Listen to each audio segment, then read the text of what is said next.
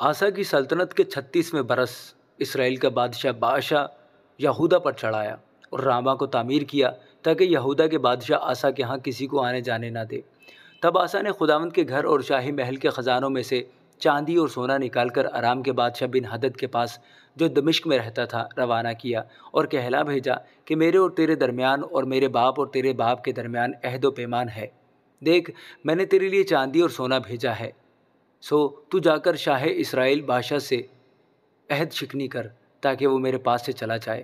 اور بن ہدد نے آسا بادشاہ کی بات مانی اور اپنے لشکروں کے سرداروں کو اسرائیلی شہروں پر چڑھائی کرنے کو بھیجا۔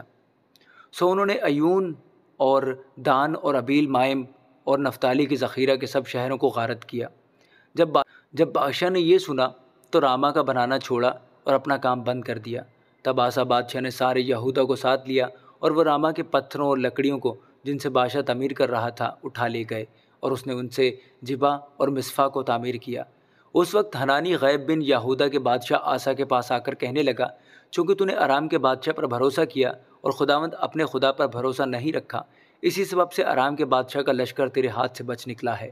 کیا کوشی اور لوبی انبوائے کثیر نہ تھے جن کے ساتھ گاڑیاں اور سوار بڑی کثرت سے تھے؟ تو بھی چونکہ تو نے خداوند پر بھروسہ رکھا، اس نے ان کو تیرے ہاتھ میں کر دیا، کیونکہ خداوند کی آنکھیں ساری زمین پر پھرتی ہیں تاکہ وہ ان کی امداد میں جن کا دل اس کی طرف کامل ہے اپنے تئیں قوی دکھائے۔ اس بات میں تو نے بے وقوفی کی، اب سے تیرے لیے جنگ ہی جنگ ہے۔ تب آسا نے اس غیب بن سے خفا ہو کر اسے قید خانہ میں ڈال دیا، کیونکہ وہ اس کلام کے سبب سے نہایت غضبناک ہوا۔ اور آسا نے اس وقت لوگوں میں سے بعض اوروں پر بھی ظلم کیا۔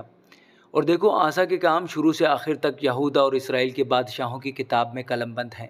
اور آسا کی سلطنت کے 39ویں برس اس کے پاؤں میں ایک روگ لگا اور وہ روگ بہت بڑھ گیا، تو بھی اپنی بیماریوں میں وہ خداوند کا طالب نہیں بلکہ طبیبوں کا خواہاں ہوا۔ اور آسا اپنے باپ دادا کے ساتھ سو گیا۔ اس نے اپنی سلطنت کے 41ویں برس میں وفات پائی، اور انہوں نے اسے ان قبروں میں جو اس نے اپنے لیے داؤد کے شہر میں کھدوائی تھیں دفن کیا، اور اسے اس تابوت میں لٹا دیا جو عطروں اور قسم قسم کے مسالے سے بھرا تھا، جن کو عطاروں کی حکمت کے مطابق تیار کیا تھا، اور انہوں نے اس کے لیے ان کو خوب جلایا۔ آمین۔